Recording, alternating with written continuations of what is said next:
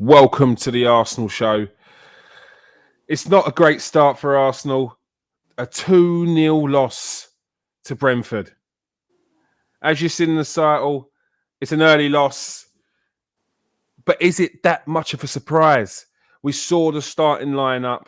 Some beforehand said it would be a tough game against Brentford. Some would have said you were crazy. But the intensity that they brought, the first game back with the fans, it was always going to be difficult. But did Arsenal make it hard on themselves? Did Mikel Arteta set the team up right? Is Stan Kroenke really giving the managers the support that they need? Before we get into that, I want to welcome Steve K in the show. Welcome, Steve. How you doing? Yeah, welcome, Kieron. Thanks for having us on tonight. And well, I don't know. Maybe I don't know if it is thanks for having us on tonight. Well, you've got to get it off your chest, Steve. I like to call this show The Breakdown. All right? It is The Breakdown, yeah? So we're going to break it down. We're going to break down the match. We're going to break down whatever topics you want. We can cram into 40 minutes. Whether you want to talk about the lack of support from the owners, whether Edu's doing his job right. Did Mikel Arteta get it wrong? Is he the right man for the job? What's going on with the team? Why the lack of intensity? A lot of talk about the youngsters that we've got in our team. Are they ready? We know they're not. But before we get to that, let's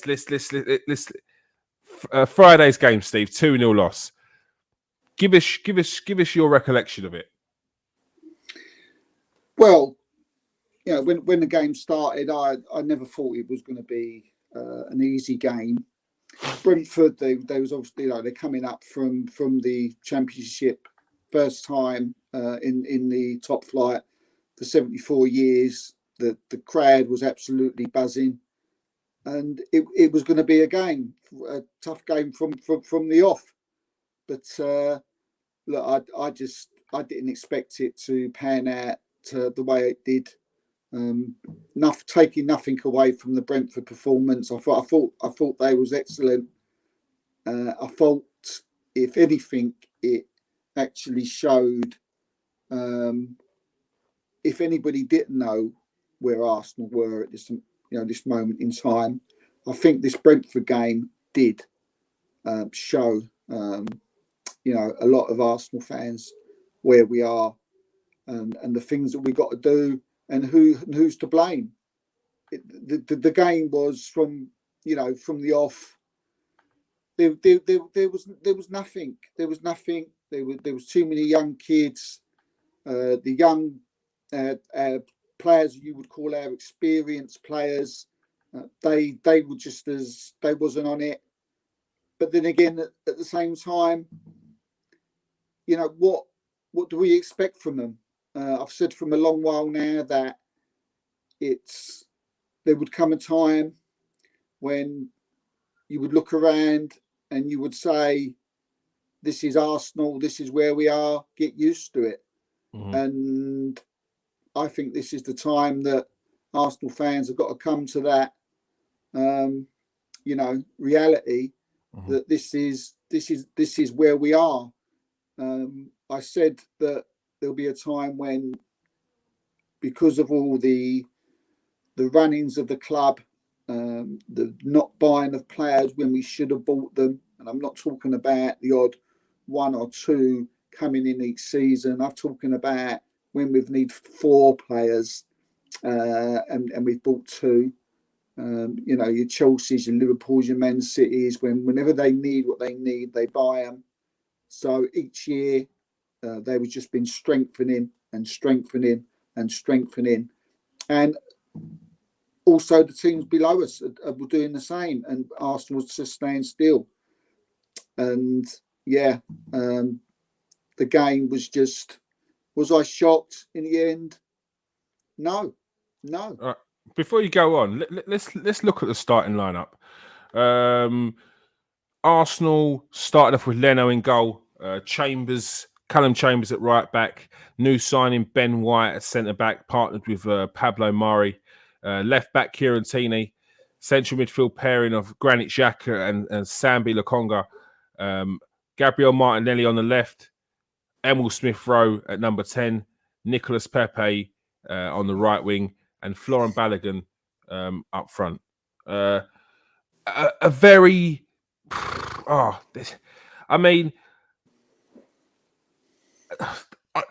when you look at that team on paper, yeah, take away from any sort of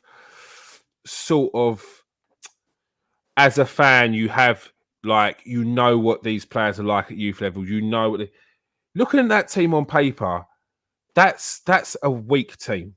That's undeniably. Forget about Brentford, because this is the team we're going to have for the foreseeable future. Whether Lacazette and Aubameyang still need to come back into the team. Saka, I don't know how long he's going to be away for. He's nurturing back in the team, obviously, because he's been on international duty. He was in the final as well. But that's such a weak team. That's so weak. Again, I'm not trying to make excuses, but and I mean that's weak in terms of an Arsenal team in general. Not just this current squad of players, but an Arsenal team in general. And I'm trying not to take away from any of these players, because they're all good players in their own right. But are they Arsenal level players? Callum Chambers, good player. He's been at Arsenal for probably nearly 10 years now, and he's never held down a regular first team spot. Ben White is only just coming. He's coming from Brighton. He's a good player, and he's got a good ceiling. Pablo Mari. I don't mind Pablo Mari. Is he a first team starter? Who knows? Kieran Tierney, very good player. Samuel Conga, he's only just come into the team, and he's come from an Anderlecht team. No, he's not ready. No, he's not the guy yet. Granit Xhaka in central midfield. He's had a very good season last season, just come back from a very good Euros. Nicolas Pepe on the right. I've got a lot of time for Nicolas Pepe. Emil Smith-Rowe is still a youngster. Very good, but he's still a youngster. And if Arsenal are going to try and rely on Emil Smith-Rowe at number 10 to be the guy that pulls the strings and is going to take Arsenal to the top 4, then we're in a dream world. Right now, Emil Smith-Rowe is the kind of player that would be at Aston Villa to be a main man at that team, at Newcastle, and be a main man at that team. Not on Arsenal. I'm sorry, not on Arsenal. Gabriel Martinelli, again, also a very good prospect, but the word I use there is prospect. He's a good prospect. He has a lot of potential to be a top class player. But again, it's the word potential. And Florent Balogun, he's a very good player at youth level. There's a lot of type around him. And then once again, pick out the word hype. Again, not taken away from him, because I've seen him a fair few times, and he looks like he could be a very, very good player for Arsenal. But he's not a Aubameyang, and he's not a Lacazette, and he's not the finished article now. The kid's only 19 or 20. That team from top to bottom, let's take away bar 3 players, is a very inexperienced squad.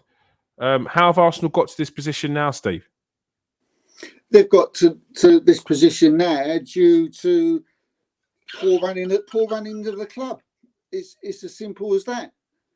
When I come on here tonight, one thing I didn't want to do is start blaming players, because if I start blaming players, that means that I'm expecting more from them, and we're not. There may be Arsenal fans out there who do expect more from them, and that's your choice. Your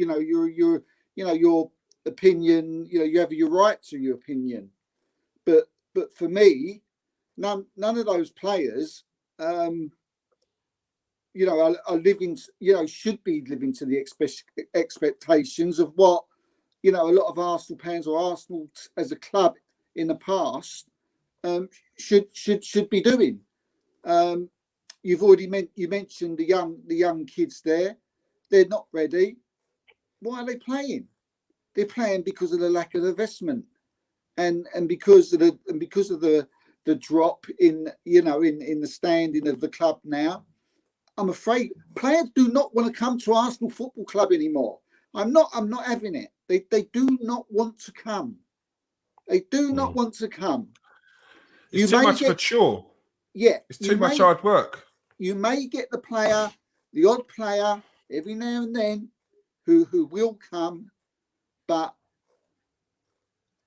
you're looking at it today. Tammy Abrahams has chosen Roma over Arsenal, and after watching the Brentford game, after that game, to believe that's when he probably chose them. Yeah, it's funny enough. That news come out last night, very late last night. Yeah, but I can't sit here. I find it hard to sit here and start blaming people. I don't blame the young kids because they shouldn't be there. They should be sitting on the bench or playing in the under-23s, learning their trade, where other players of a Coutinho or an Isco or maybe even an Odegaard, or these players should be in front of them. They should be, but then these players should be have been bought ages ago. You know, you've picked out 3 players there. You picked out Kieran Tierney. Look, he ain't 100%. He still needs to learn. He's not against Brentford. His attacking play was excellent. You know, he was getting down at line. He was trying getting crosses in. You know, he was for putting out and trying to do these 100%. He was giving it his all, right? But he seriously got some learning to do as far as defending is going. He gets caught out of position last season. He got caught out of position this season. I don't want him keeping going forward all the time. He needs to sort out how to defend.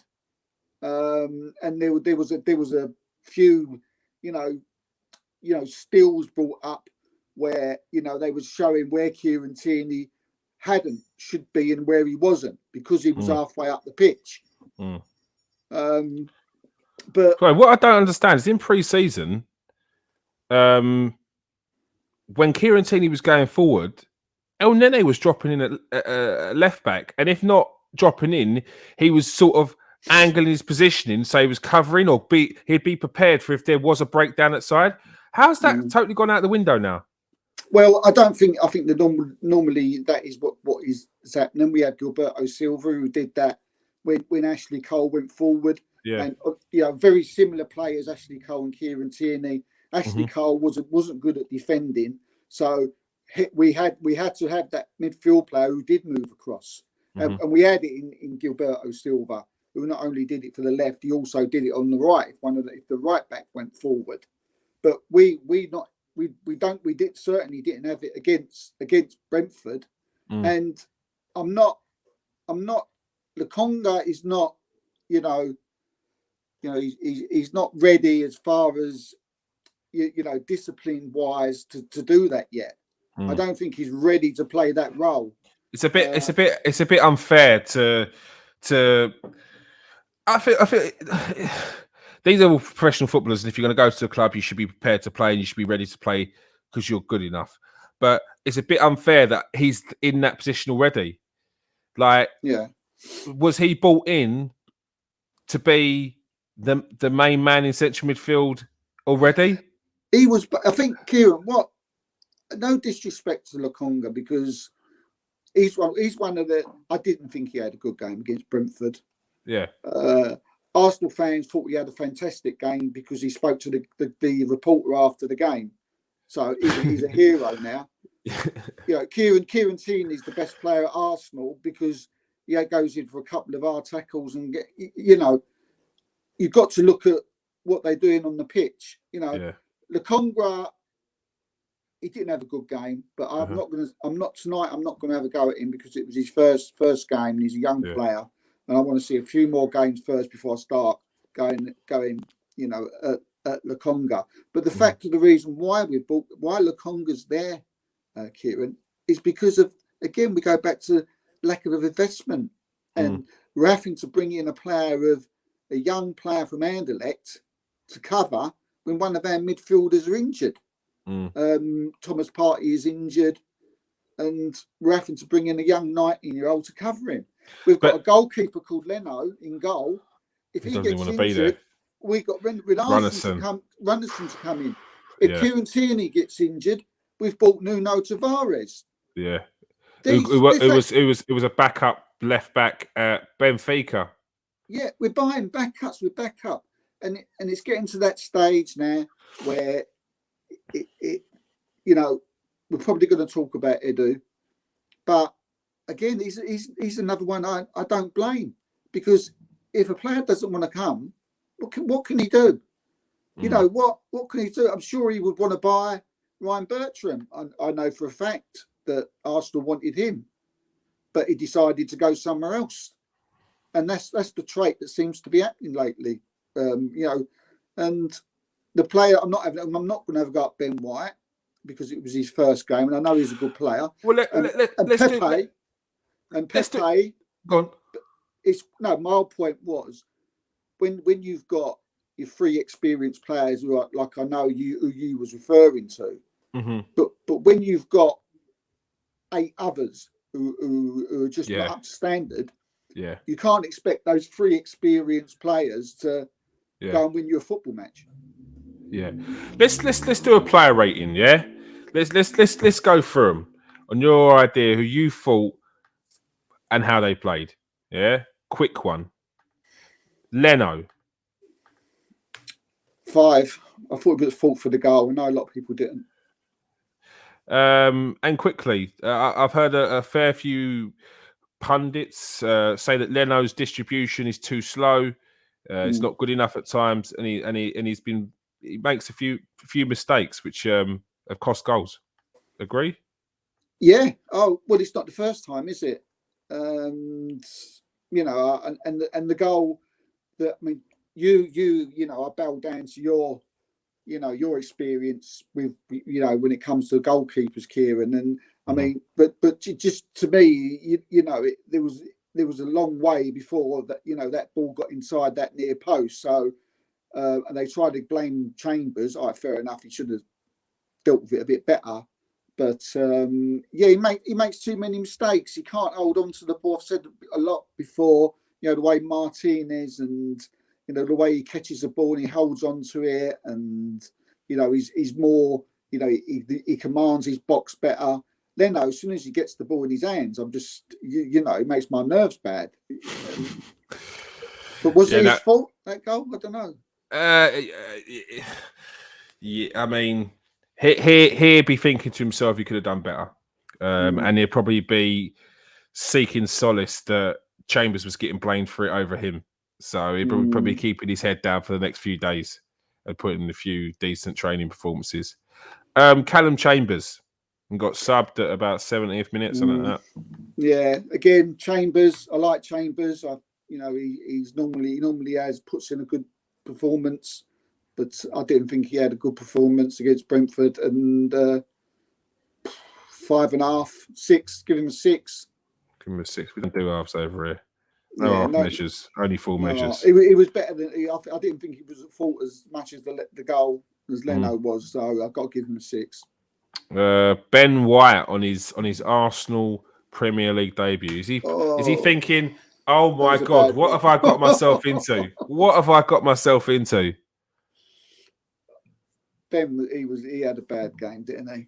I mean, he was Ivan Toney just give him a nightmare, and he was not the easiest first game to have when you're coming up against someone as good as Ivan Toney.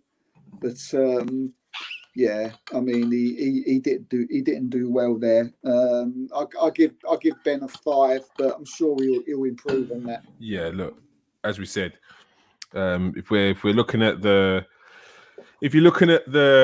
3 more experienced players and think to yourself, well, it's not really fair to criticize them too much to have to carry the team. When you look around, you can't be expecting Ben White on his Premier League debut when he's looking around and thinking, there's the combined age of 5 of these is not even older than my dad. It's like, it's nuts. It's nuts. Yeah. Pablo Mari.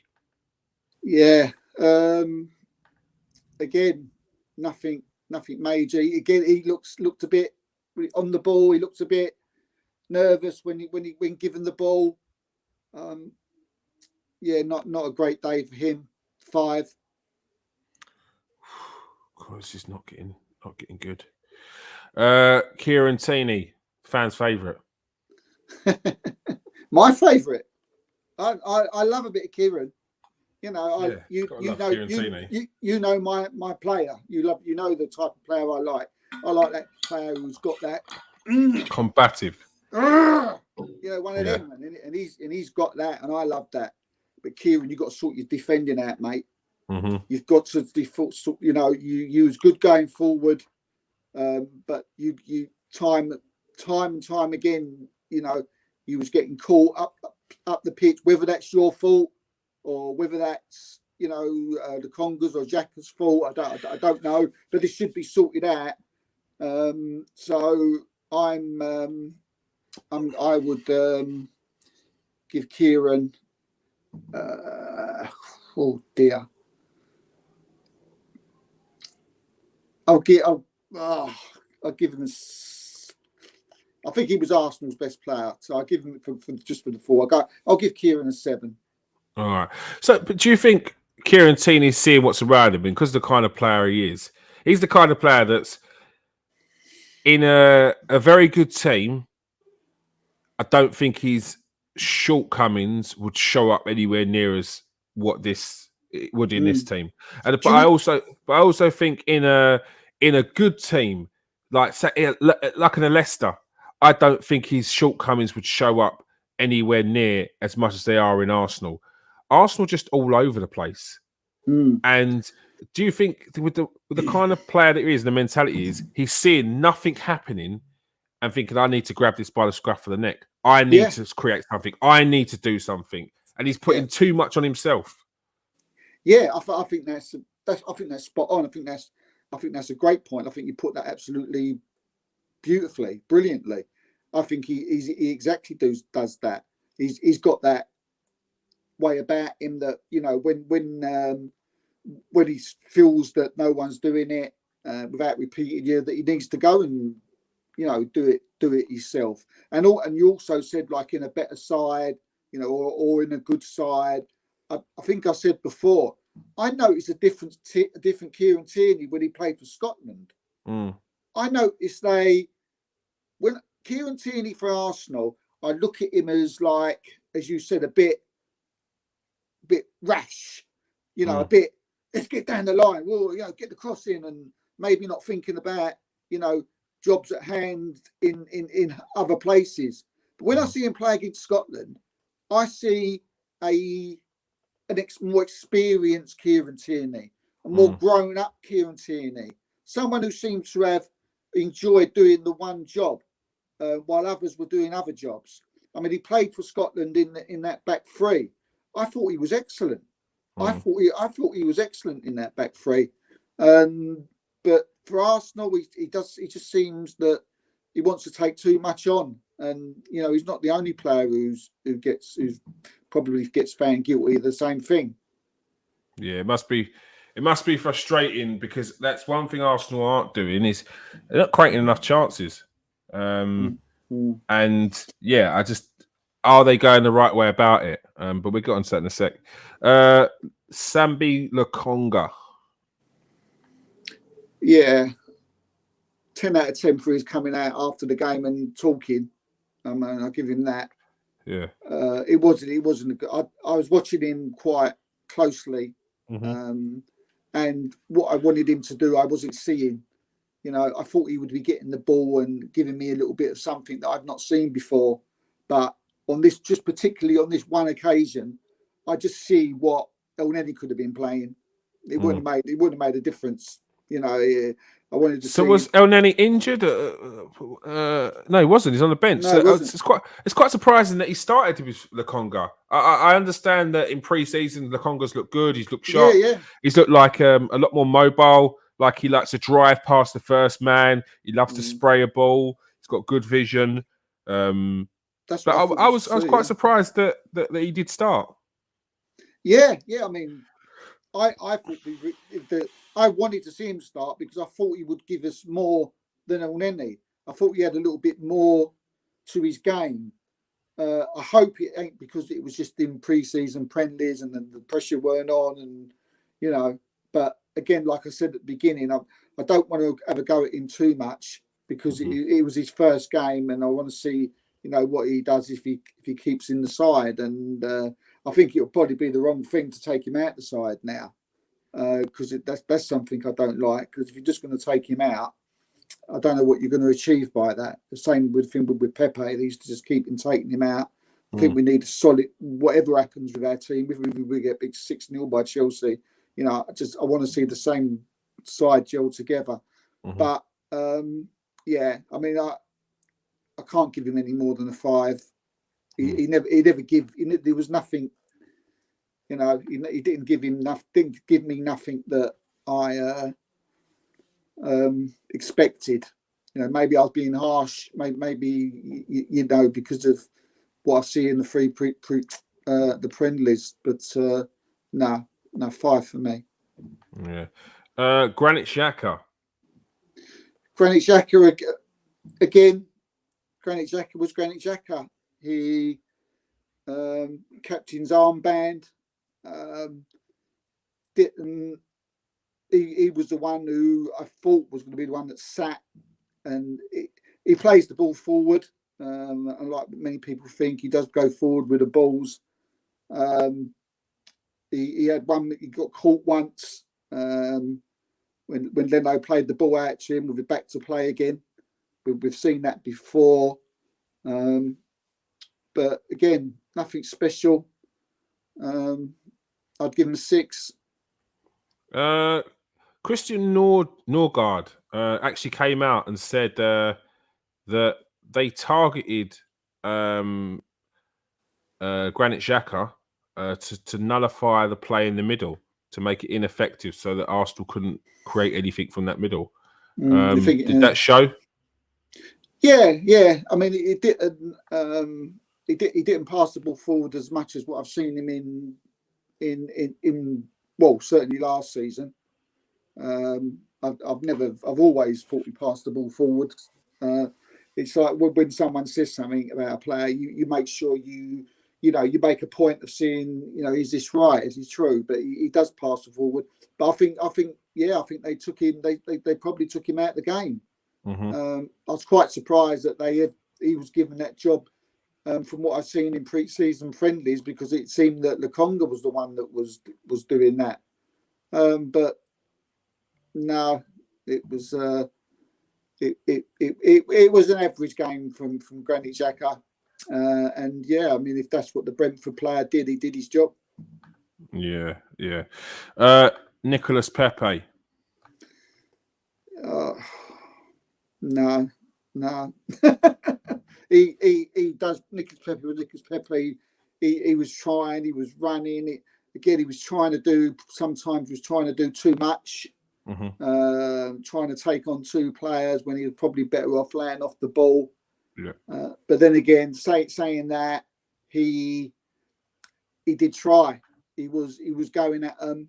Yeah, he was leaving the ball. Sometimes he was running at players and not really having any end product. But I did see a lot of he tried. He was trying to get something, you could see, but it always seemed to be that similar to Kieran Tierney, it seemed like if I don't do it, then no one else is. So yeah. It's not the greatest of games from Pepe, but not a 5. I think I'd give him a 6 just for the fact that he was trying. All right, Nicolas Pepe is 6. Emil Smith Rowe. Yeah, probably. They're probably the only bright spark for Arsenal. You could tell he's a player when he gets the ball, but just like you said with Kieran Tierney, again, probably another player who feels that must feel very frustrated at times. I see him when he gets the ball, he'll do that turn, or he'll win the ball back, or he'll beat a player and then he'll lay it off, and then the forwards just lose it. And that's whether it was yesterday on Friday, or whether it's when Lacazette or Aubameyang's playing. Again, you hate to say it, but if Emil Smith Rowe was in a different team, he'd probably be a better player. maybe knocking on the England door squad at the minute. But yeah, probably one of the better players on Friday. But I give him a 7. But again, another player who really should be learning his trade. Yeah, and off of someone more experienced in his position that he's trying to take the place of. But once again, Arsenal for years have poorly recruited, probably got rid of players at the wrong time. So yeah, we're just in this predicament where there's no one to look up to for these youngsters in certain positions. It's pretty poor. It's awful, really. It's a dire situation. Mm-hmm. I've never known in my time of supporting Arsenal. I mean, I actually said to my dad when I phoned him up after the game the following day that there's nothing I like about Arsenal at the moment. It's hard, isn't it? There's hard. Nothing. It's the players, the board. A lot of the fans ain't great. Watching the football they play, it's like the love is, where I want to get the love back. I mean, I watched Arsenal. I watched Man United against Leeds the other day, and I was literally, I was thinking, thank you, Manchester United, because I was like, wow, this is fantastic, and I was clapping, and I'm thought, why can't we be like this? Why can't? But they actually saved it, but saved me weekend, if you like, because I enjoyed watching football. From front to back, their team is 4 times better than us. Like, man for man, there's no talk about man for man. They're a better team than us. Like that's evident. That's evident. There's no. If you want to have a debate with me, anyone, about how Man United are not man for man better than Arsenal, I'll have that debate. But you'll lose. You'll lose because I'll have to show some sort of agenda where they are. That they got Varane, they got Luke Shaw, and we're pitting Luke Shaw against Kieron Tierney. Luke Shaw's had a better season than Kieron Tierney. Luke Shaw had an excellent Euros. Now that's probably the closest we're going to get to one of our players potentially being picked in that Man United team. That's our sorry state of affairs Arsenal room right now. That our left back is the only player that could potentially get in that Man United team, but he's not. But he's not. That's debatable. Because you're not swapping him for Luke Shaw. Like there's no one. There's no one there. And that's where we're at. People will talk about this player, that player. No. I can't think of one right now. It's sad.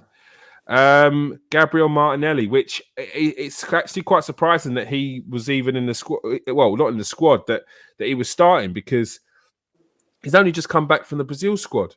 In fact, I watched his training video last week where he was training on his own because he'd only just come back. He wasn't fit. It was you could see from the first few minutes he wasn't fit, or he wasn't up to that standard. But again, I feel sorry for him. Because he's one of these players that every Arsenal fan's pinning their hopes on. And every time he goes on that pitch, he knows that every Arsenal fan's eyes is on this 21-year-old kid or 20-year-old kid. And again, I don't like to have a go at the youngsters because they should not be on that football pitch. They should not be on that football pitch. And I'll tell you what, their careers are going to suffer for it. No, it will. They will. Or they just leave Arsenal. Yeah, it will. They'll just leave. I mean, if Saka left, could I blame him if he wants to win trophies? No, not really. Not really. Yeah. I can't blame him if he wants to, wants to win things because Arsenal ain't winning things for the next 5-6 years. I mean, we're trying to pin our hopes on the likes of Saka, 19, Martinelli, just turned 20. Emil Smith-Rowe just turned 21. Like, Sambi Lakonga. How old Sambi? What's he? He's a 19, pup and all. Tavares, I mean, they're only young. Tavares, 19. Sambi Lakonga is 21. Like, Ben White's only young. Ben White, like they're not kids, but they're youngsters, man. They're young. These are young players. Ben White, 1 season in the Premier League. So you can have Ben White, you can have Martinelli, you can have Emil Smith-Rowe. But you need a Chiellini or a Bonucci next to him. Not necessarily them, but you need someone experienced. You need an experienced player. You can't just keep bringing in these youngsters and expect them to do it, because what we're going to turn into is we're going to turn into a feeder club. We're going to turn into, mate, we can't even be an Ajax, like, because we can't get our gearing together. We can't. So we can't even claim that we're going to be like an Ajax. Kieron, Arsenal, do you know what? It was the final straw. And again, young players, and I'm not having a go up because they're young players, because I've been a young player myself at not that level, but not far off that level, right? And I've been there, and it's hard. But when we're getting Reece Nelson coming on as a sub, who has done nothing for Arsenal for a long while. Yeah. Who's linked to go to Crystal Palace, and we're bringing him on to try and save us the game. I mean, it's a sorry state. No, it is. It's a sorry state. And again, it seems harsh that we're turning around and saying things like that about Reece Nelson, but I would have said the same thing about Joe Willock. Because I like Joe Willock, but is he Arsenal level? Well, he's Arsenal level now because Arsenal are very low, but is he Arsenal level when we were a team that was going for challenging for the top 4, or even in the conversations? Was he an Arsenal level when we was a team that was trying to push from Europa League to top 4? No, we were saying that the likes of Joe Willock ain't ready yet. So when we're bringing a Joe Willock or a Reece Nelson off the bench to save the game, it shows where we are right now, because these kids should be out on loan. These kids should be, Joe Willock, good luck to him moving to Newcastle, because that's what he needs to do, because it's better for his career, because he needs game time, he needs to help his own development. But I'll tell you what, he'd be in the England squad next year. I wouldn't be surprised. Joe Willock, I wouldn't be surprised, because he'll get a run of games. And it's that 3rd, 4th season where he's at that age where he's got confidence and he will have a nice run of games. Whereas he's not getting that in Arsenal. See, people just got to understand reality. They've got to get it in their heads who we've got and where we are. Yeah, I had a conversation with someone, and they were saying, and I'm having this, like the Lakonga, exactly what I've said on here. I was saying to this person, and they turned around and said to me, "Yeah, but he's better than Scott McTominay, isn't he?" Right?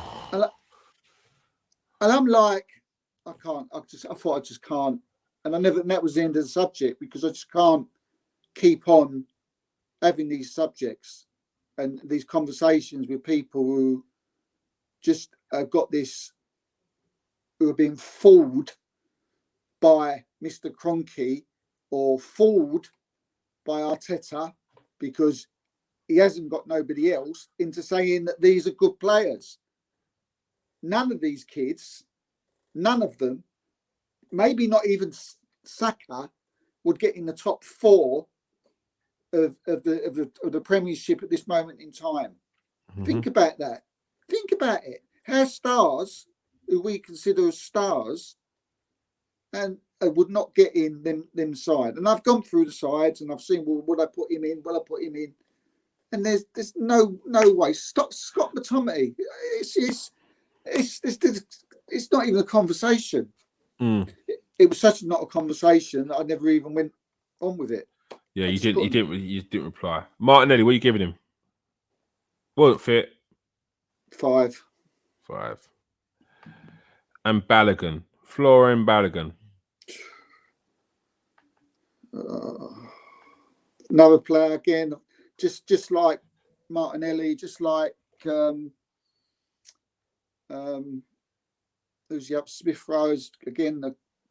Just feel so sorry for them. The Conga, just just not in a side that everybody's expecting them to win games for us, and it's for me he didn't do a lot. 5. Yeah, and again, this is a player who a lot of people were saying, it's usually Arsenal Twitter. Will say that this guy needs to be playing, this guy needs to be getting starts. This guy, well, obviously, Mikel Arteta's said in training that he's not ready, and he's not ready to take over from the likes of Lacazette or Aubameyang or any of them yet, or even Eddie Nketiah. So you can probably see. I was trying to keep a keen eye on Balogun the other day because I've seen him play in other games. And I actually saw for the first time properly why Eddie Nketiah starts over him. And again, this is nothing to do with Balogun. Like he's just not ready. The jump from under 23s to first team football is a big jump. But Eddie Nketiah is sharper. And that's probably just through experience and game time and playing more of a men's football. But he was sharper, whether it was around the box, whether it was getting that touch, whether it was on the turn, whether it was knowing who's around you, whether it was making the runs. Eddie Nketiah is a sharper player. Now, I'm not saying that Eddie Nketiah is going to be a better player than Balogun, because I actually don't think he will, because I think that Balogun's got more to his game than Eddie Nketiah. But I could see, that was the first time I thought to myself, yeah, I actually see why you start Nketiah now. So I'm not even going to argue. I'm not even going to hold my hands up. Mikel Arteta's right by doing that, because Balogun ain't ready, and it's taking him out of the limelight as well, because he will know the amount of hype that's around Balogun and the expectation that's around Balogun. So he probably needs to take him out of that. And I think the other day would have been a stark reality check for everyone who watched that game that Balogun's not ready. Let's get on to the manager. What did he do wrong? What did he do right? Could he do better? Is he the right man? Because these are all the questions that everyone's going to be asking. These were questions that people were asking beforehand. Yes, it was a weak team. Is there anything he could have done differently? No, I don't think so. I think looking at the team and looking who was on the bench, you're telling me someone could have come on and took someone's place? The bench was a joke, an absolute joke. So on the bench there was Hector Bellerin, Bukayo Saka, who's again another player who I think he came. Yeah, I think Saka came back after Martinelli as well. So Saka's had even less time than Martinelli. Ainsley Maitland-Niles, a player they've been trying to get off the books for a season or so. Rob Holding, Cedric Soares, Tavares, Reece Nelson, Mohamed El-Nene, and Carl Jacob Hein, a young 19-year-old goalkeeper. Not even Randerson in there. I mean, I feel sorry for him. I know this, you might feel a bit differently, and other people might feel differently, but I feel sorry for him.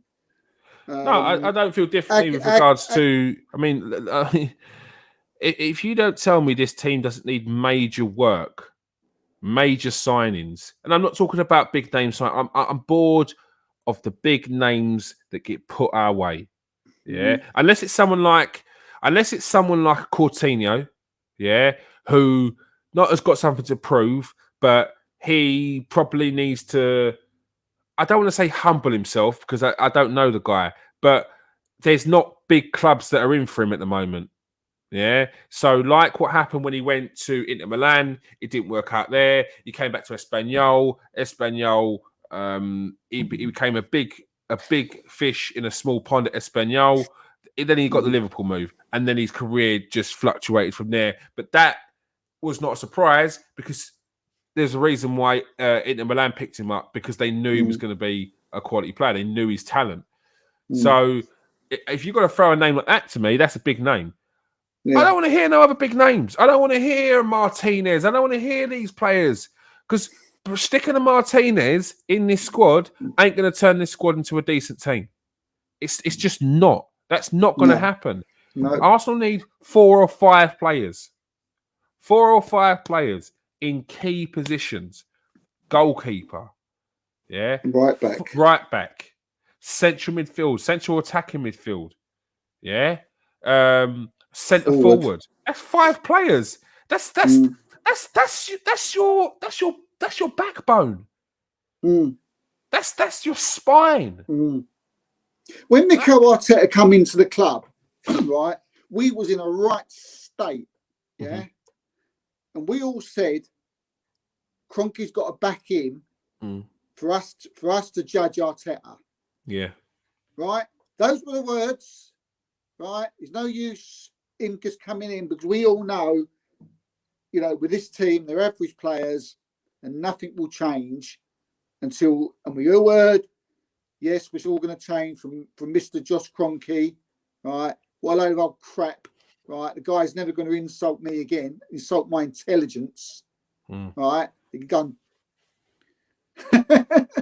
right? But what can I ask the people who want Arteta sacked, because there's plenty out there? What do you expect him to do? What do you expect when every single chairman in the Premier League, when they need something, they get it, and he gets nothing. And I don't want to hear about 72 million Pepes and all that. He wasn't even here then. And I don't want to hear about 50 million Ben Whites. We need 50 million Ben Whites. Yeah. He can't come in and change average players and turn them into Kevin De Bruyne's and Van Dijk's and Marcus Rashford's, the young kids, Mason Greenwood's, you know, Jack. He can't turn him into it. The only way, all he can do is be given some money to help him out, right? And he gets absolutely nothing. And just like you said, you'll have an argument. I'll have an argument with anybody till the cows come home, right? For you to tell me how you think this is Arteta's fault. Because if they're telling me that this is Arteta's fault, what you're telling me, right, is that team can win the Champions, that can go and get Champions League football. All right, I'll take any one of you on. This team is not even. I in my predictions, I said that Arsenal would finish 7th. Right, no chance. Yeah, no chance. We'll be finishing 7th with this team. Not with this team. Not in a million. Not in a million years. If we get a goalkeeper by the end of the window, you know, if we get a centre forward, if we get an attacking midfielder, then we go again. Yeah. But how anybody can sit and judge Mikel Arteta after he's not getting the tools to work with is poor. And what that does, it just shows the state of mind or your knowledge of football that you've got.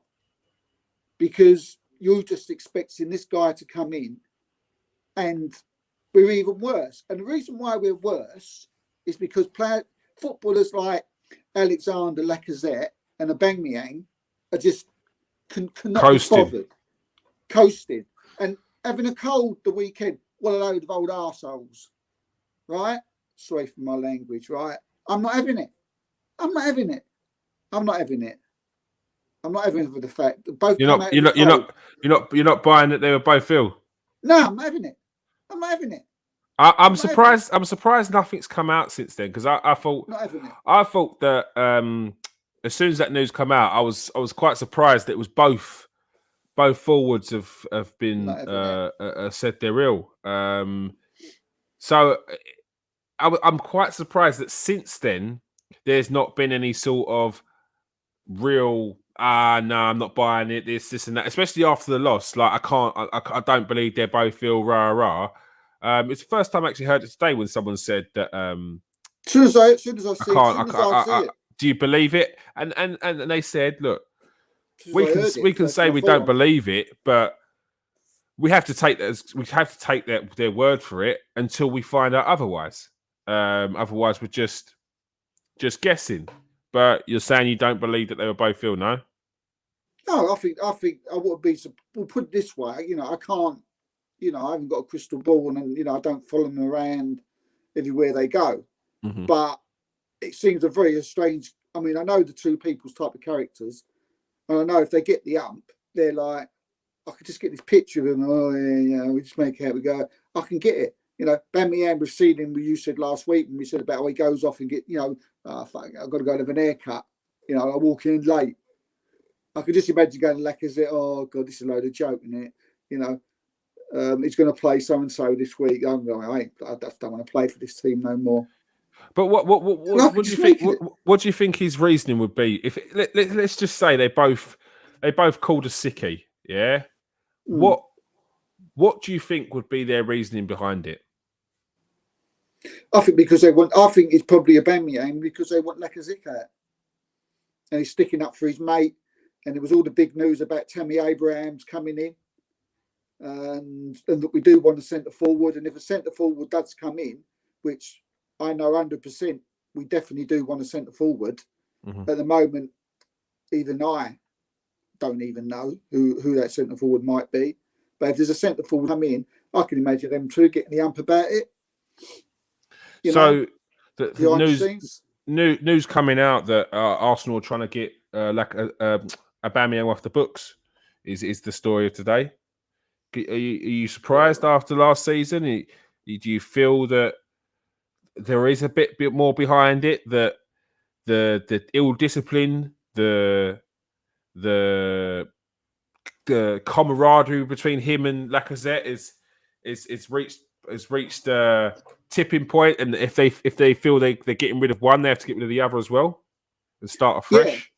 Yeah, I do because since Aubameyang's come to the club, he's knuckled down, and look, this make no mistake, he's smashed in the goal for us, and he's performed well, and we've loved him, and he's become sort of a hero amongst fans. But there's recently he seems to have been acting up, playing a bit of a the rascal again, like we was told what he was like at Borussia Dortmund, and it would not surprise me if they want to get rid of him. No, it wouldn't. Personally, I don't judge him on last season because as a footballer and what he went through, and it was just the one season. I would have just said, come in this season and let's get back on it again. But I've just got this feeling something's going on, and that they do want him out of the club because of his attitude, and we know he has got a bit of an attitude because of the Dortmund thing, and But it's never going to be easy getting a 32-year-old on 300 grand a week off the books, is it? No, they've shot themselves in the foot there, surely. Again. I mean, how many times we said, Gazidis is gone, Wenger's gone, and although deep down it really had nothing to do with Wenger about contracts, all to Gazidis, really. Yeah, it's funny that when it's funny how fans play it, that when there's someone in charge that they don't want in charge that's been there a long time, he's got too much power, and then as soon as he's gone, then there's no power. It's just they play these games and use these things to benefit them, or their argument, and it's just nonsense. Yeah, it's just absolute nonsense. What amazes me is the lack of blame that I've been seeing. That no one seems to be blaming Stan Kroenke. I've hardly seen it. I don't see it.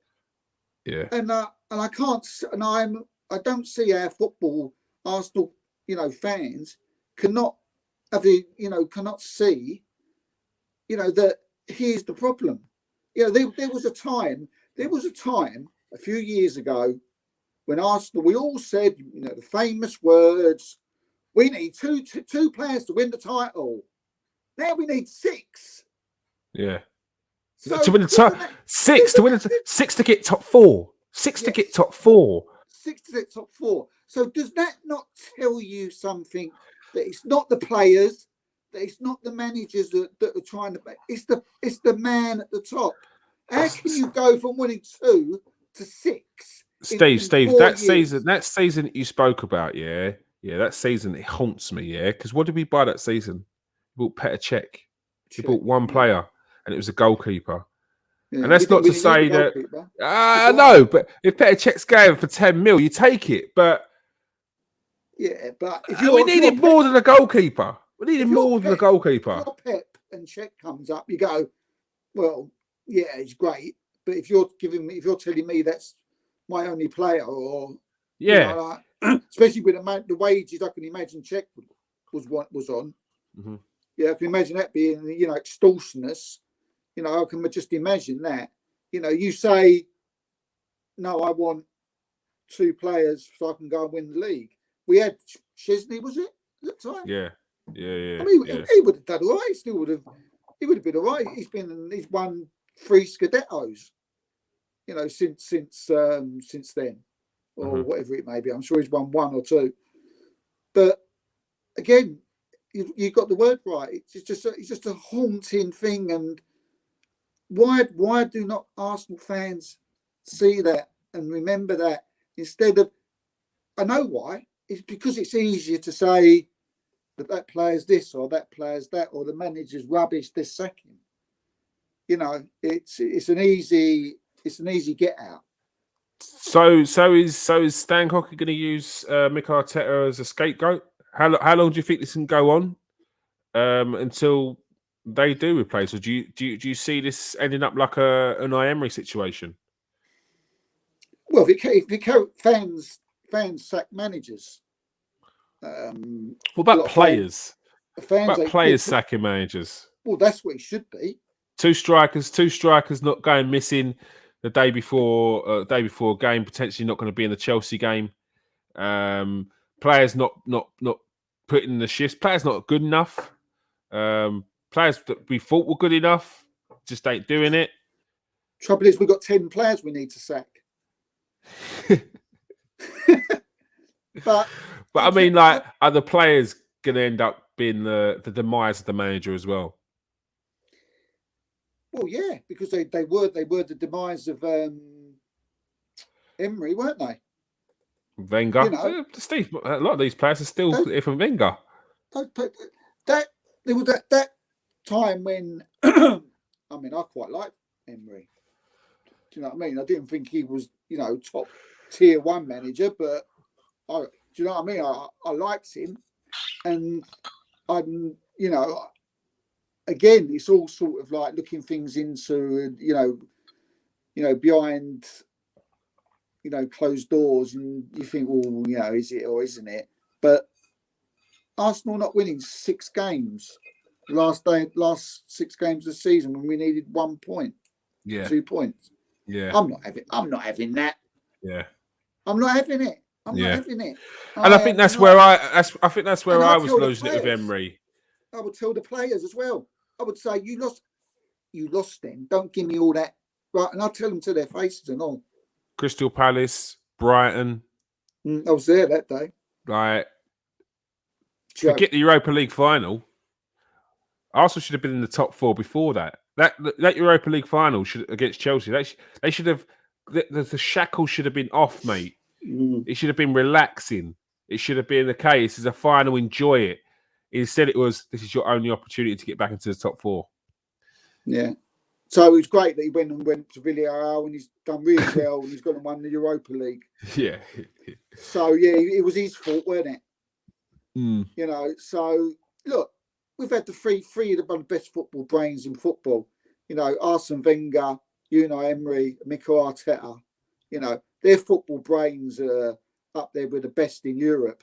Don't make no qualms or no doubts about that. So no one can tell me that it's their fault when you see the way they're playing and they don't know how to set up a football game.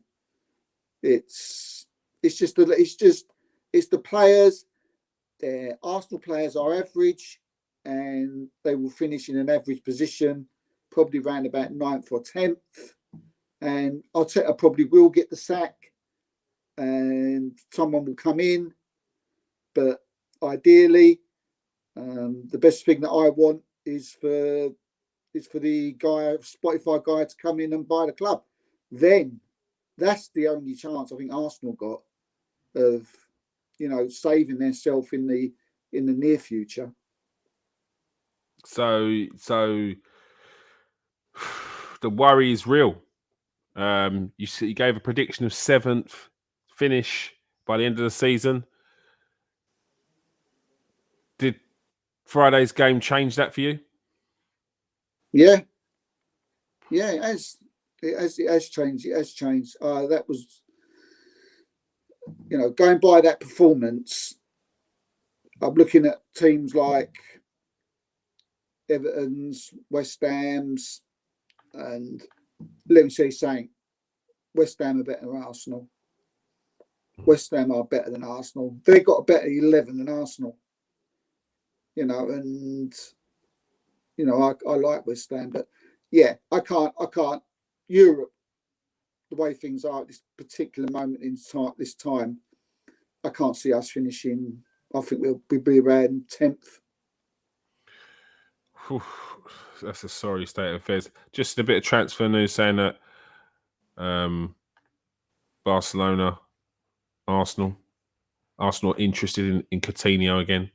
I mean, they're the kind of signs you need to make, and they need to follow through with some of these signings. A lot of talk, a lot of rumours going about, a lot of talks with clubs, as we know, a lot of interest in players, but interest in players does not get them signing contracts. Does not get them in an Arsenal shirt. Just having interest in players, showing your hand up until the last day of the transfer window, just so you can turn around to people and say we tried, is wearing a bit thin. It's the same tactical transfer tactics every single year on and year out. So you can't say we tried anymore. It's a ploy. You're doing this on purpose. Like just stop. Get the deals done. How comes everyone else can get these deals done? There's no. You want to talk about the pandemic? It's like no one's exempt from it. But when it comes to the Premier League, Arsenal have got money. So, get rid of the players that you need to get rid of. Put your hand in your pocket, Stan. Otherwise, this club is going under. Do you know how much he spent, Stan Kroenke, since he's come to the club out of his own pocket? None. 15 million.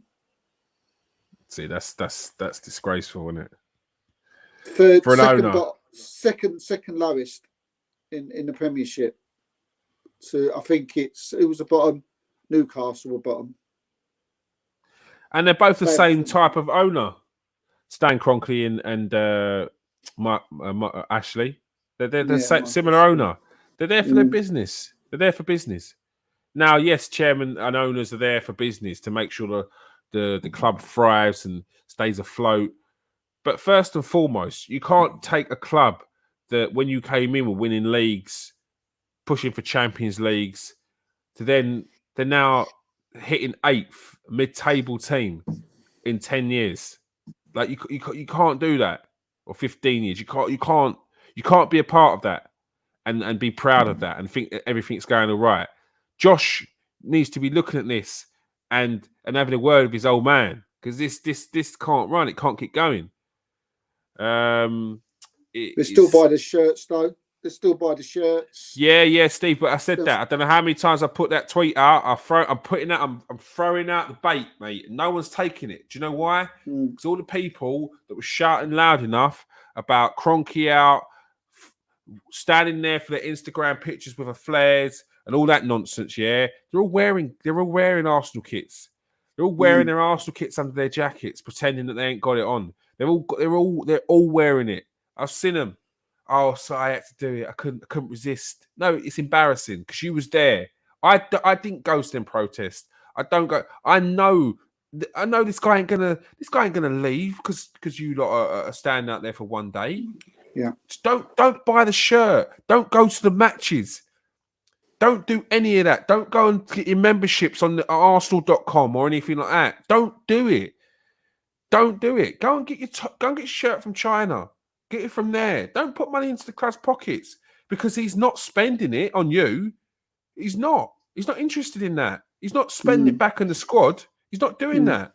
It's nonsense. But you won't because it doesn't suit you. Look, Arsenal fans that are watching, and I know there's plenty that do, and please don't take this. But look, he's doing this to me as well. What I'm going to say now, he's taking you for a mug, and he's taking me for a mug, and he's taking Kieron for a mug, and he's taking Jerome for a mug, and every Arsenal fan out there, he's sitting down in his big mansion, smoking his cigar, and thinking, look at all these mugs, buying my shirts.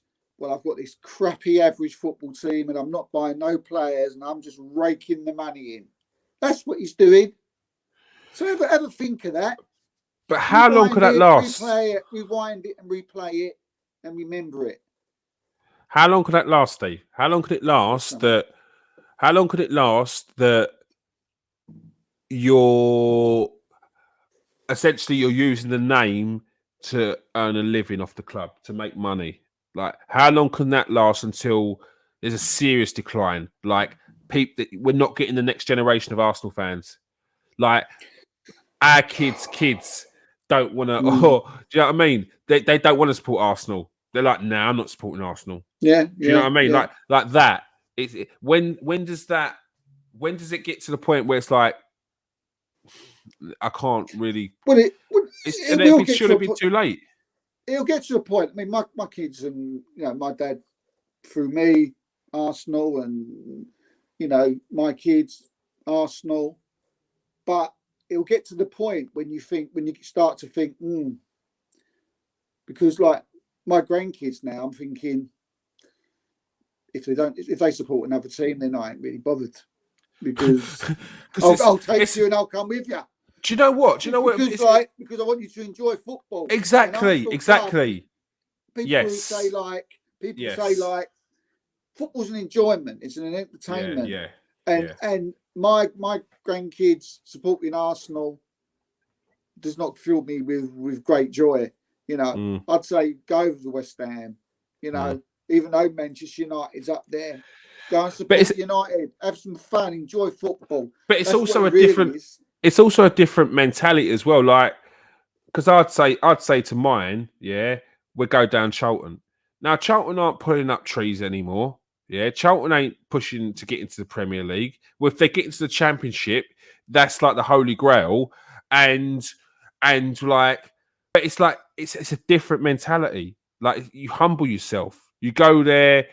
It's completely different. I don't want to bring a kid, into Arsenal to, one, watch what they're watching now, and two, potentially become one of these horrible fans that we have to see or speak with day in, day out. Like, I don't want them to be that. I don't want them to be in and around that. So that's where I worry the next generation is going to be lost, because it's currently embarrassing to be an Arsenal fan. Now, not for me, because I don't. Like, I don't get that. But for kids, it'll be embarrassing to be an Arsenal fan. When they go to school, exactly. What team do you support? Exactly. Arsenal. Yeah. You're getting bantered. Exactly. And that's who used to support Arsenal. I used to go like big shoulders. Exactly. No one's bantering me because it's like, I ain't got time for it. I'm an adult. Like, we're past that. But kids, it's different. It's embarrassing for kids to support Arsenal. It is. I will seriously. I mean, it ain't totally up to me, obviously, but my grandkids, I would, if I had my way, I would seriously say, look, get into the non-league. Yeah. Go and watch them, and then if Arsenal, come back in years to come, then come over there with me, and I'll talk to you about the old times, and you can have two teams to watch, but. Now, I want young kids and children to enjoy football. Yeah? I want them to talk to other football fans who have been brought up in football, and just have the enjoyment every weekend or Saturdays, and in watching their team. The guy who friend of ours, our mate Lee, who's manager of Endon Town. You know, they had their first game this weekend. They won. Well done, Lee. But you see the atmosphere there. You see the faces. You know, you see the enjoyment on there. You know, and these just like, it's different. It's just like a different thing. And when I was at Highbury, you know, we had that. You know, that's how it was. But yeah, it's scary. It's scary. You may get the fans from Singapore and Malaysia and all these places who you know, supporting the club, and that's the worry with Stan Kroenke, because they will always be there, because they'll just, you know, they can't come to the game, so they'll just pay any other possible way out to support, and it's new for them. You know, it's a new thing, but. Yeah, it's frightening, mate. It's quite scary. You know, I've never known Arsenal in this situation. Seriously, it's got worse. It's never been this bad. Never. Yeah. Before we go, I want to get on to the next run of games. Yeah, Chelsea. Then we've got West Brom in the EFL Cup. Man City away from home. Norwich away from home or at home. Burnley and Tottenham. How do you, as a whole, see that going? Is that? I mean, as I'm reading it out, I'm like, as I'm reading it out, I'm like, you know, that run's actually not as bad as what I thought it was. Chelsea, Man City, but there's a Norwich in there and there's a Burnley in there, yeah. But if we've got no confidence, yeah, if we've even not got a manager at that point, what's the Brentford game? What happens? What happens? Like, what happens? Well, I'm more frightened about the West Brom game when he puts out our second team, and I would never. Which is our first team. He can't put out a second team. Exactly. How are you going to put out a second team from the Brentford team that played the other day? You got to play them. You got to play them through that. They need some confidence. It'll be the first time in my Arsenal, you know, time of supporting Arsenal that I probably won't know any players whatsoever. The Arsenal in the first ball, Arsenal in the second round. Arsenal in the second round of the EFL Cup, and they're putting out a first team out. That'll be the first time in my lifetime. Yeah, but no, it's and they'd have to, wouldn't they? Because we ain't got nothing else to go for. So that's a big game. I mean, if we normally in the past, if we got beat by a West Brom playing like 5 or 6 kids, you was like, you know, you weren't that bothered really. Do you know what I mean? It might bother you on the night, but you soon got over it. But this year it's totally different. You know, they need to put out a full side. But looking at the other games, yeah, I mean, you can't see us getting anything from Chelsea. You can't see us getting anything from Tottenham after seeing them today. But you never know. How's that play out to the fans? How's that play out? Are they going into them games thinking we ain't going to go in, and then still after we lose, it's pitchforks and lanterns calling for the manager's head? Like, is it going to change? Like, what? We ain't got long until the transfer window finishes as well. I think by the time, what is it? 2 weeks, isn't it? 2 weeks. So it's Chelsea, West Brom, Man City, and then by then it's the transfer window. That's not going to be a very good advertisement for anyone who's going to be coming in the squad, is it? That's why they're finding it so hard to get players in, Kieran. They're looking for that carrot, and to say, like, look, come to Arsenal. But where is that carrot? You know, where's the carrot to say come to Arsenal? There's nothing good about it. There's nothing good about the club at the moment. You know, to say come to the club. I mean, people are saying about, you know, Edu, and they're saying sack him. But my God, he needs to be. You know, I can't blame him. You know, it must be so difficult to attract, you know, people to the club. But no, as you say, the transfer window's not long now, and I mean, it just seems that the club ain't in a very good situation, and nobody wants to come. But we've been in this situation before. Look, we supported Arsenal for a long enough time. We've been there when they were 10th in the league, 13th in the league, winning the EFL Cup, which was the Coca-Cola Cup at the time, languishing in nowhere. Cup Winners' Cup wins but these are off the back of winning cups, not doing anything in the league. So we've been here, we've seen our club around there. But that manager got the sack, and then the manager came in after him, got the sack, and then Arsene Wenger turned up. But what we did then is we bought players with experience. We bought players who, as I said many a time, made that next move and it didn't quite work out. Why are we not trying to do that now? Why are Arsenal not trying to bring in the likes of a Coutinho who's got Premier League experience, who has done it before, who made that big move and it didn't work out? Why are Arsenal not doing that again? I think it's because, again, I go back to Kroenke. I just don't think he's giving Edu the funds to go out there with to get them, and the wage packages. I think he's, we've got so many wages. People are on massive wages now at the moment. There's players now that he finds it so difficult because, again, it's just the funds. He's just not giving him the funds. I keep going back to money, and I know it's probably boring, but this is where football is at the moment. Look at Man United, what they've done. They've brought in Jadon Sancho and Varane. Look, Celtic. Chelsea have brought in Lukaku.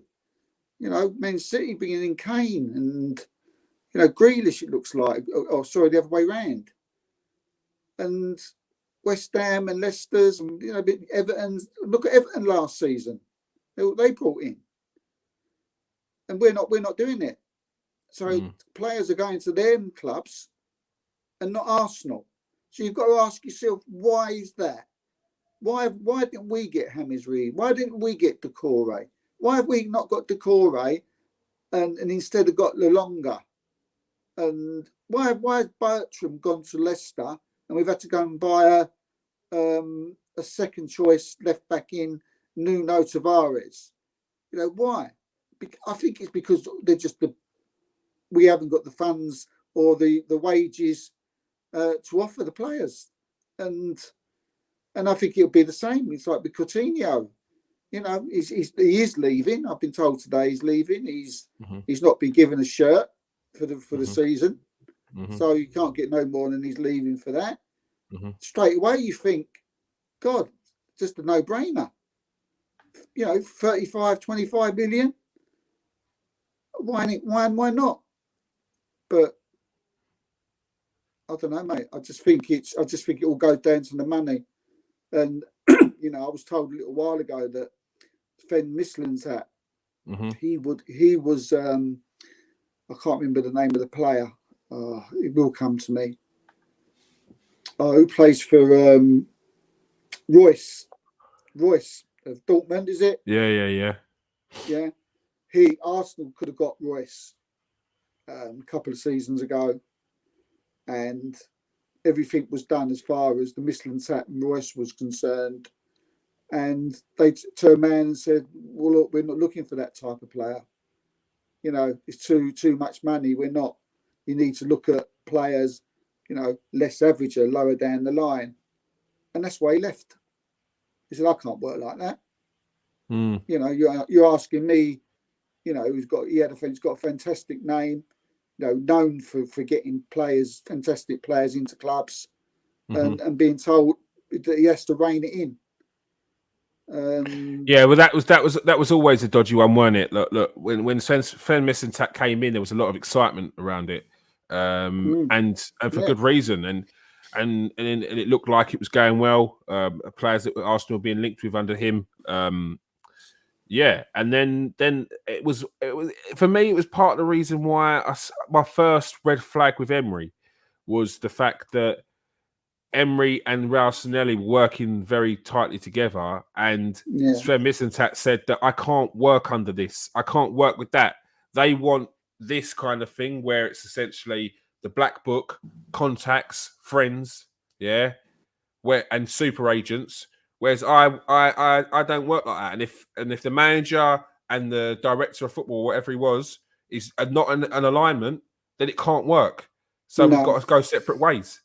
So and that's the thing. Like, it's depressing. Arsenal in a hole. I'm sorry. I'm just reading this Philip Coutinho thing because for me it screams out. Yeah, if Arsenal can go out and get Odegaard and Coutinho, because Odegaard can play that number 8 as well. He can drop him deeper. I can have that information to you very quickly by tonight. All right, so we're going to check out the Coutinho news, see if there's anything in it, see if Arsenal going to push through potentially with it, and obviously the Odegaard, which is a transfer we've been on for about a month, 2 months now. I mean, just one other thing. It's like, I mean, I think Thomas Partey is such a good player. You know, again, he's my player. You know, he's strong. He gets stuck, but something worries me about him. You know, and you know about his injuries. You know, we just seem to be so unlucky with signings and things that go wrong with top players. Mm-hmm. And like I see a Tottenham supporter taking the mickey the other day. He said Partey leaves Madrid and they go and win the title. And I was like, yeah, but I'm pretty sure he was in that team. I'm pretty sure he was in that team when they won it the first time, though. Smart ass. Look, I get it. However, Partey for me, he looks a lot sharper in pre-season. The injury that he got the other day against Chelsea was an impact injury. So yeah, hopefully we'll be back soon. So hopefully we'll be back soon. And yeah, I think I've got some hope for Thomas Partey. I think that they underestimated how much of a culture shock, a reality check that was going to be the Premier League. You can't take that lightly, and it's a 100-mile-an-hour league. That's why it stands out. He's another player who, you know, privately must think, Jesus Christ. Yeah, no, definitely. And again, there's a lot of hope around him and a lot of pressure on his shoulders in a team that's just not up to scratch. It's just not there. I mean, he's not Thomas Partey. He's not an Arsenal player, is he? And I mean, good at the moment. He's too good to be. Player, yeah. But then you look at. I've just seen as well. So I just saw apparently Barcelona are looking at either Lacazette or Aubameyang to do a swap deal with a couple of their players. So that tells you that's another worrying thing. They're trying to bring in our players, our names, yeah, and swapping them for players that they don't want, which is I know it doesn't work that way, but it's going to lessen our sort of how good we are. We're getting rid of our better players. It does make. I mean, I haven't spoke to my source yet. You know who our source is in Barcelona. Yeah. So he will know. But Aguero's injured. He's out for God knows how long. Yeah. So it does. So it does make. It does make. Lost Messi, and it does. And the thing is as well, you lose Messi, Aguero's out, and Aguero was out the whole season last season. So straight away you'll be worrying because they've currently got Braithwaite as their only striker. He's a good forward, but I mean he's not a Sergio Aguero. The thing is with Arsenal now at the moment, Kieran, I don't see this forward now.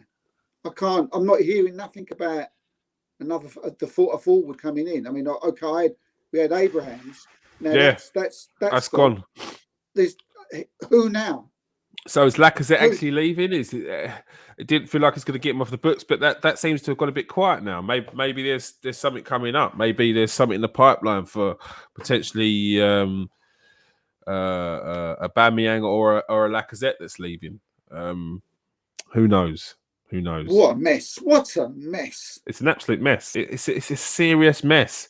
And all you have to do is look at the starting lineup the other day, see that Arsenal have got a bench to bring on the likes of Reece Nelson, who they're trying to get rid of, Tavares, who's played 15 minutes for Arsenal, Lokonga, who's been here 5 minutes in the central midfield role. Ben White's thrown at the deep end. He's not even got a a chance to bed himself in. Balogun not played a Premier League game in his career. Gabriel Martinelli's been back from Brazil, played the whole summer in the Olympics. He's been back a week, and he's starting. So yeah, it's really, really bad right now for Arsenal. But yeah, all right, that's the end of the show. Thank you very much for joining us tonight, Steve. Pleasure. Lies. Stressful, mate. It's stress. But yeah, make sure, people, you hit the like and subscribe button. Make sure you join us next week. Make sure you join us on Wednesday for the transfer special. It's going to be picking up soon. There's only 2 weeks left of the transfer window, and this is the time when it starts to get absolutely crazy. It goes crazy from now because people start panicking. The domino effect is surely about to begin, especially with the likes of Tammy Abraham going. Someone's going to be coming in there, or Lukaku's coming there. But yeah, this is the domino effect of it. Someone's got to be coming for Lukaku at Inter Milan, and I'm sure Arsenal will be trying to make some more signings. We know that they're looking at they're in talks with Madrid over Odegaard, aren't they? Yeah, so yeah. I can see that deal happening, but they need more than that.